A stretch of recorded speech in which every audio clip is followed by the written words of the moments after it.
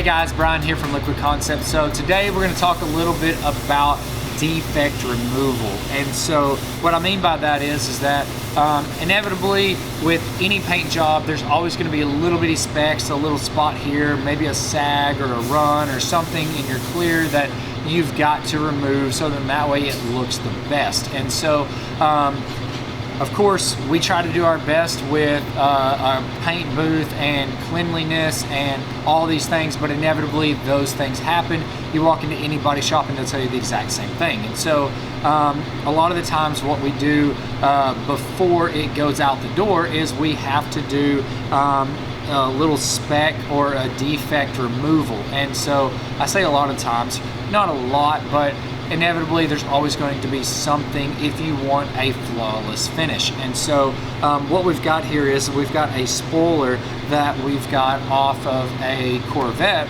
that before we send it out to the customer, we need to get out a couple of little bitty specs. And so we figured we'd go ahead and shoot a quick little video, show you guys the quick and easy way of doing this. So that way, if it happens at your shop, then you're geared with the knowledge and the know-how to fix it the right way and to get it looking its best. And so we're gonna move the camera around here to an area to where we can actually see it a lot better, but we've got a couple of little bitty specks right in through here that we're going to get out. Again, they're just surface defects that are just in the clear coat, so a quick area of just nibbing the speck out, and then we're going to stair step it with a couple of different grits of sandpaper, and then we're going to go into buffing and polishing that back out. So to kind of give you a quick little overview of it, we have what's called a denibbing tool.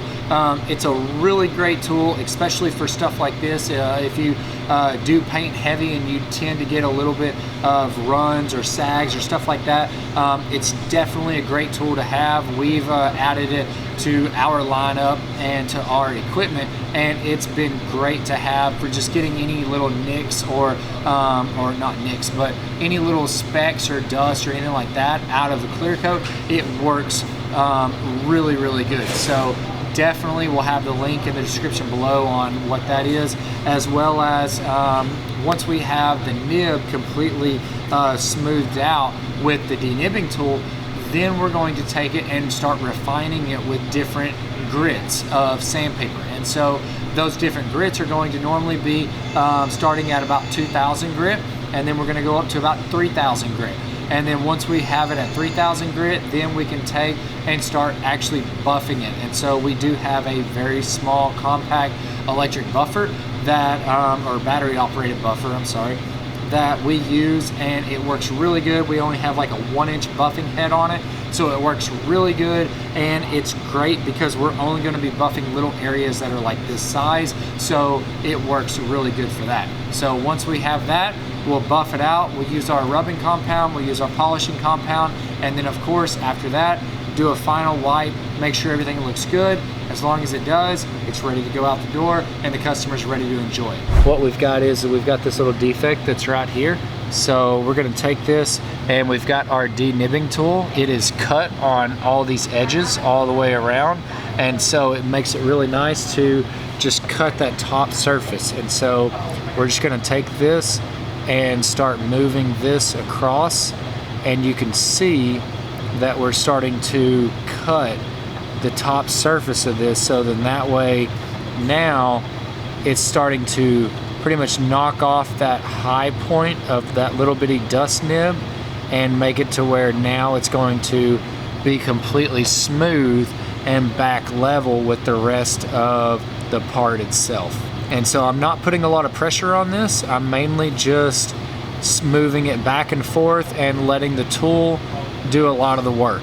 Now I can see that I've got a little bitty scuff, if you will, but the biggest thing is that whenever we are ready to start buffing it out, now all I need to do is just buff out just this little bitty area right through here. All right, so we've got another nib that's right here, so we're gonna go ahead and hit this one. So let's make sure that we find that, and we can just smooth that out just like that. And so you can see that as we go over it, we're starting to knock off just that little bit. We're starting to see a little bit more and a little bit more of that ridge that it built up.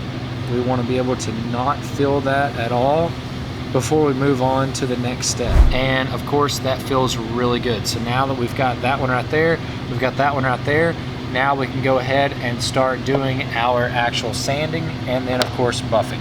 So we got a couple of different grits of sandpaper here. What we've got is we've got a 2000 grit sandpaper from 3M, and then we've also got a 3000 grit sandpaper from 3M as well. And so what we're gonna do is we're going to wet sand just those little bitty areas, so then that way the little bit that we was pretty much just cutting off of that with our denibbing tool, this will refine the scratch a lot more. And then of course the 3000 will refine this 2000 a lot more as well. And then once we have it down to 3000 grit, then we can go ahead and start our rubbing compound and then of course our polishing compound, and then we're pretty much finished and ready to go. So let's go ahead. We've got a little cup of water right here. All we're gonna do is just dab that in like that, and then get a little bit of water on this right here. Then we're going to find our areas that we hit, which we got one right here and we got one right there. So let's go ahead and we're just going to just very gently and just in small circular motions, we're just going to take that and rub that. And it doesn't have to be long. The main thing is you're just going to rub this probably for just a little bit, maybe even 10 or 20 seconds, something like that. Just enough to make sure that you got everything completely smooth and you've got a good 2000 grit sand scratch all the way around. So we'll dab that in the water again. We'll go back over to this other one over here, and then we will just pretty much just make small circular motions. Again, you don't have to go very big. We want to keep this as small and as tight as possible, so just a small smooth motion like this is all that we really need. Now we can go ahead and pull this back off and then wipe it off and see what we have. So we'll set that off like that, and then now we can see what we've got. So looking at this, we can clearly see that we still have a little bit of a low spot right here in the actual spot itself. This one is almost out, so I still need to sand this one just a little bit more to try to get that little bitty spot to come out, so then that way it's all back smooth again. And then the same thing with this right here. So we can take this and then we can just pretty much just start sanding it a little bit more until we get all of that completely the same look all the way around. All right, so now you can tell we've got this one completely refined out. So this one's completely smooth, which is exactly what we wanted. And then we've got just a tiny bit still left right there. So we're gonna go ahead, hit that one a little bit more just to smooth that out. And then once we have that completely smooth, then we can go back and start with our 3000 grit sandpaper from there. The nice thing about using 2000 grit is that it doesn't cut it very quickly, but it also lets you very easily keep dropping down in levels like what we're doing, and then you don't have to worry about having to cut through all of your clear and then you pretty much ruin your part because you don't have any clear right in the area where you're sanding. So it does take a little bit longer, but it makes it to where it's a lot easier at the end of the day, because you know that everything's going to be still going to be good because you're still using the higher grit. So now looking at that, we've got everything completely smooth on both of these, which is exactly what we want. So now we can go ahead and start moving with the 3000 grit. So again, with the 3000 grit, we're going to take that, get that wet, and again we're going to do the exact same thing. We're just going to go back over this little bit larger motion just to make sure that we get everything completely covered with the 2000 grit sand scratches to refine them back out to 3000 grit sand scratches.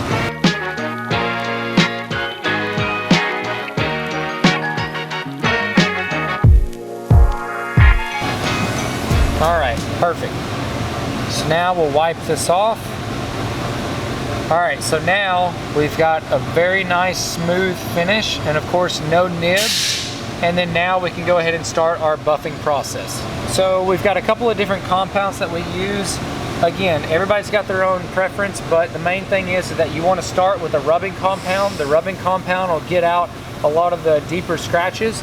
The polishing compound will bring back the luster and the shine to the actual clear coat itself. So what we've got here is we have our 3M Perfected.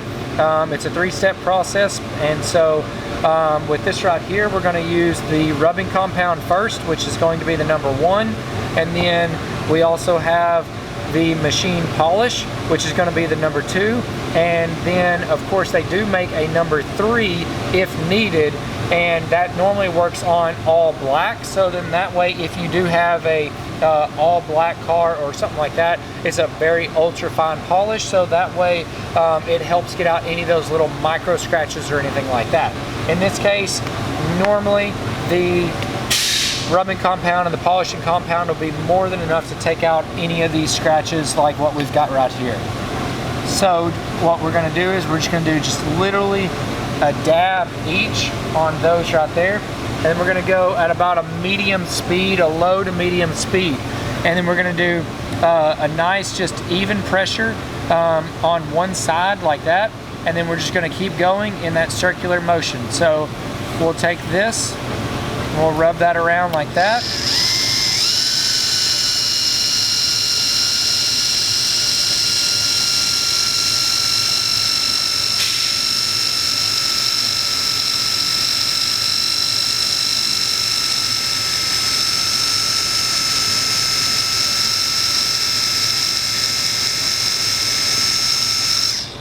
So I'm not putting a lot of pressure on that. The main thing is I'm just letting the pad do a lot of the work. And so we'll do the same thing here. We'll rub that in. We'll turn that on.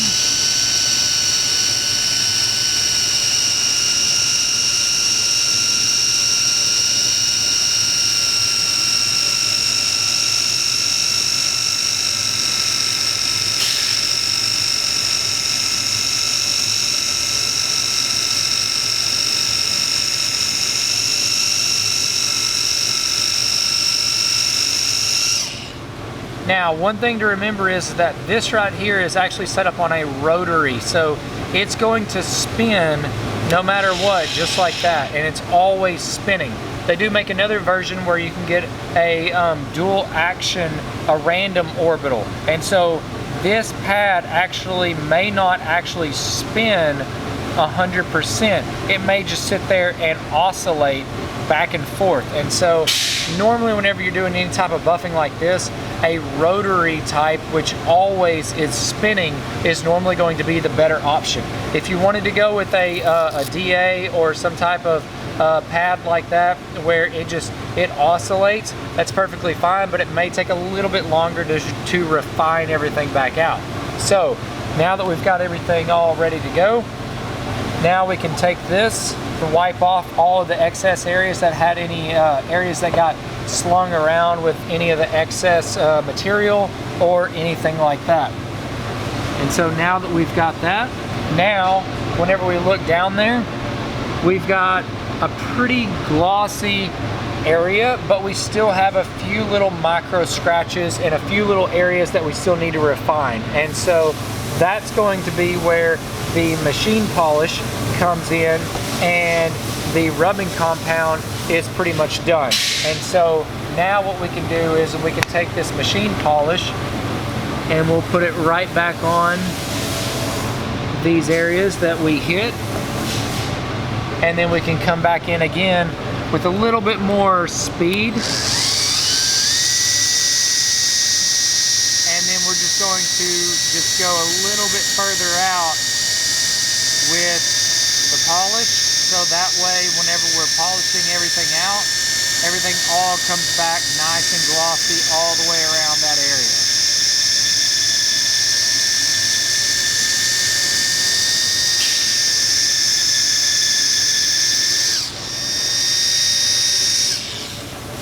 Nice. So now that we've got that, again, we'll wipe off any excess polish that may have been on there or slung around.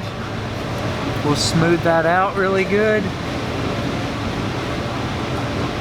Got a little bit right there. All right. Very nice. So now we can enjoy the benefits of having no more nibs in that area. And then of course, everything is completely polished out, nice and smooth and glossy.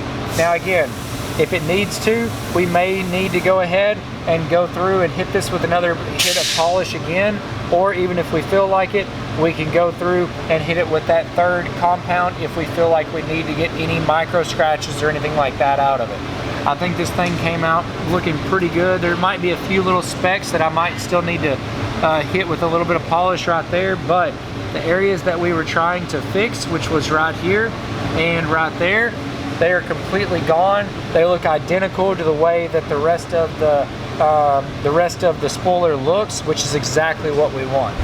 So hopefully this video has really helped you guys out.